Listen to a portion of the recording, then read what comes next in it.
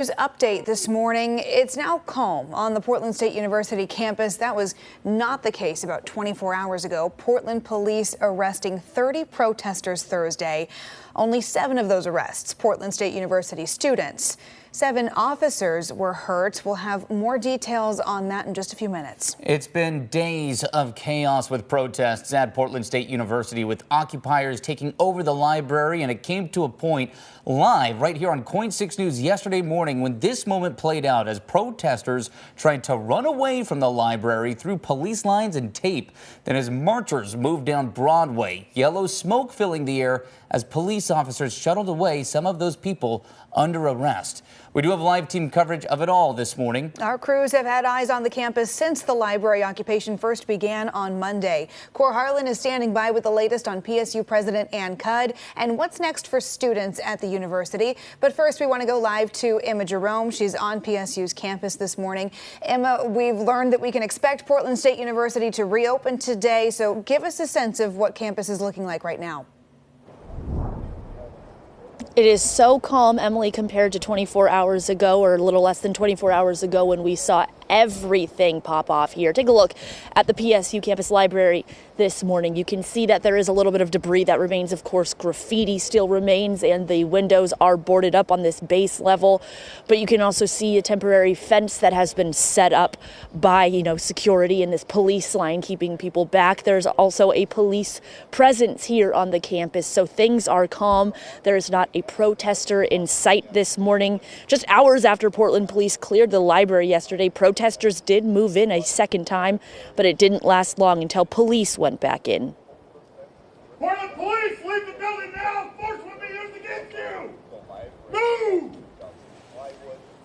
Around 7 yesterday evening, officers announced anyone who breached the fencing around the library were under arrest for second-degree trespass. They said anyone resisting arrest would be subject to force or further criminal charges. So officers say they arrested another 7 people, PSU campus security arresting 1 as well during that. But by 10 o'clock last night, the scene outside the library was largely cleared. Cleanup crews have been on scene, honestly, yesterday since around noon. We were here when the first construction crews and cleanup crews started to arrive here to the library. There was still a protest happening at that time when they started to arrive. But what a difference a day can make. We were here when everything, at every point that something escalated, we were here. Important to note that all roads are reopened this morning, so that will not really impact your morning commute. Some of them were blocked off yesterday. And again, President Ann Cudd saying on the Portland State University website that campus is reopened today. Back to you. Emma, interesting to see police and security presence behind you this morning. Were those officers on scene when you arrived earlier today? Yes, there have been officers on scene since we arrived. They have been stationed in multiple vehicles on either side of the library. So yesterday, what was protesters at this hour, today are officers, Emily. All right, Emma, thank you. Yeah, well, as Emma mentioned, several students were arrested inside the library. Cor Harin joins us in studio this morning to explain what's next for them. No love lost here, Cor, between protesters and university officials at yesterday's press conference. Right. That's very true. There's some strident people going on here. PSU President Ann Cudd says that her offer of no penalties for students and staff who are in the library is now off the table. Earlier in the week, Cudd had offered a guarantee of no expulsion, suspension, or change to their status if they left peacefully. She also said the university would not file criminal charges. Cudd says she even tried to engage with them directly, but the students would not work with her. During a news conference yesterday, Cudd said the students that were arrested will now go through a student conduct process. She says they will have due process. She says these are very serious charges and there will be consequences, and spoke about the impact of damaging the library. As a philosophy professor and the daughter of librarians, that space is really a sacred space to me, and I am really so saddened to see what has happened to it.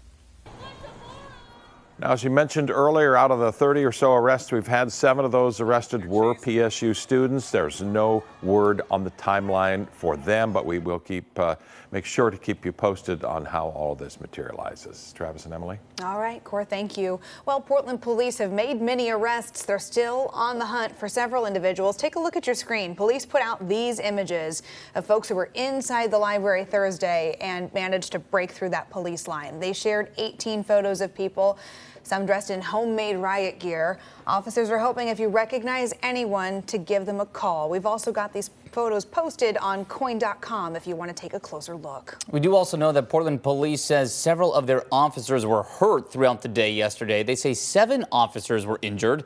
The most serious injury was a knee injury, and that officer was taken to the hospital by ambulance.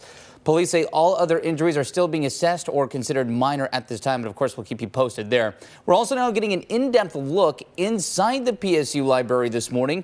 Just inside, there's a heavy barricade piled high with furniture and graffiti scrawled just inside the front doors.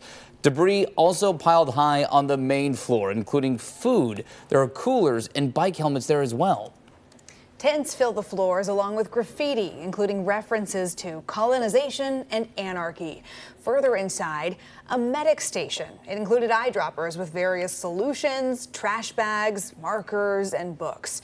While no books looked particularly damaged, furniture was strewn about, clogging the aisles and stairways, and many shelves do have graffiti. Stairwells particularly damaged by the vandalism. And take a look at this. Messages extending from one floor to the next with no blank spaces even in between, covering those walls.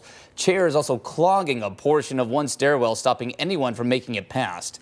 In many ways, the library was laid out like a small city. That includes a table packed with toiletries, including toilet paper, lotion, and soap. Nearby tents sit empty with debris left inside. Well, an arson